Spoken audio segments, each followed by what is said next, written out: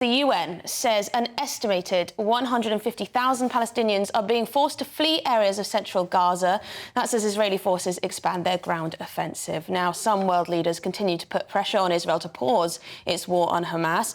Our reporter Charlie Peters reflects on the conflict and looks at what could happen next.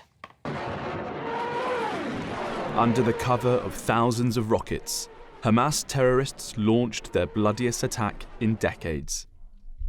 Over 1,200 people were killed on the October 7 attacks, dubbed Black Saturday in Israel.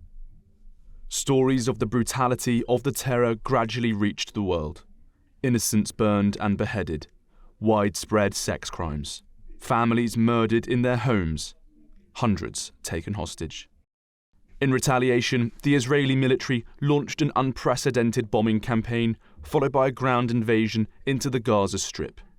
The IDF's mission is to destroy Hamas's leadership and military infrastructure and recover its hostages.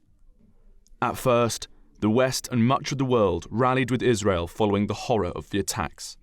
But some of that support has shifted to concern amid the humanitarian catastrophe enveloping the coastal enclave. The UN says that over 500,000 people are enduring a catastrophic hunger crisis. Over 21,000 Palestinians have been killed since the war erupted, according to the Hamas-run health ministry, with over 70% of them women and children.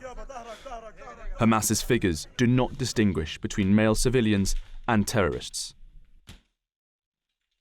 The violence has sparked protests and marches in Britain, with controversial pro-Palestine demonstrations and a major rally against anti-Semitism taking place on London's streets. But amid the debate over the destruction, British politicians have continued to visit Israel to support and advise. Soon after the attacks, Rishi Sunak arrived to express solidarity. Foreign Secretary James Cleverly and Boris Johnson arrived soon after, with the former Prime Minister telling GB News that the West needed to be patient after October's horrors. We've got to give Israel the time and the space to conduct the operation, to track down the people who did this, and to make sure they can never do it again. Lord Cameron joined world leaders to warn Israel that its civilian casualties were too high. Some analysts have criticised the use of heavy munitions on targets in urban refugee camps.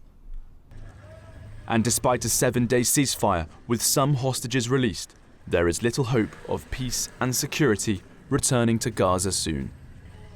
Israel's army chief said that the conflict will rage on for many months as his forces push into central Gaza. Soon, they will target the south, where almost over 1 million people have gathered after being displaced, desperately fleeing the violence. But that violence is now spilling across the region. The president of the Palestinian Authority has warned that the West Bank could explode at any time. Drone and missile attacks on international shipping by Iran-backed groups continue in the Red Sea. Rocket exchanges are escalating on the Lebanese border. US forces are coming under regular attack in Iraq and Syria. And European security agencies claim to have smothered a Hamas attack in Germany. With no end in sight, there are growing fears that the Israeli invasion of the small coastal strip could soon become a global catastrophe. Oil prices could rocket, inflationary concerns are growing, and security agencies are on high alert. Charlie Peters, GB News. Thank you, Charlie Peters there. Now, former Consul General in Jerusalem and former Ambassador to Libya and Iran, Sir Richard Dalton, joins us now. So, Richard, thank you very much for joining me on the show. Now, as Charlie was just saying in that report, Israel making clear that this war could be many months. Yes, that's right. They're not heeding advice. They're not heeding the justified outrage at the way in which their campaign has gone way beyond self-defense and is inflicting an appalling collective punishment on the entire population of the Gaza Strip of 2.3 million, 1.8 million being displaced. So, Richard, do you support Israel's aim, though, to destroy Hamas? I support a political resolution of the problems Israel faces, because I believe what they're doing is morally indefensible and strategically unwise. I'm one of those many analysts on both sides of the Atlantic and in the region who believe that they might gain themselves a short respite by using the kind of military means that they are pursuing, but that they won't win the war. Indeed, that war to secure their security is one which the United States Secretary of Defense himself has warned they could lose. In other words, he said, a tactical victory is within your grasp, but a strategic failure is also a possibility. And I think that is right. New Hamas leaders will emerge, and the impulse to resist the grossly unjust occupation of their territory by Palestinians will continue. So, Richard, how can Israel negotiate peace with Hamas, a terror organisation that wants to see them annihilated? We all negotiate with terror organisations.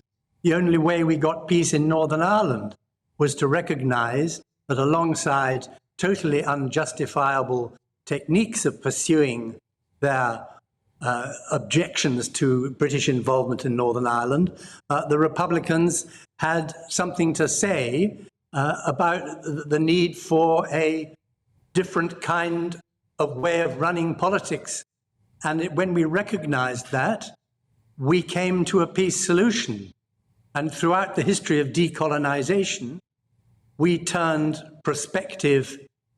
enemies who had opposed our rule into prospective allies. And the same basis for peace between Israel and Palestine that was laid down in the Oslo agreements and in negotiations subsequently, that can and should be revived as a much better means of ensuring the security of Israel. Well, thank you very much for your time. Sir Richard Dalton, former ambassador to Libya and Iran.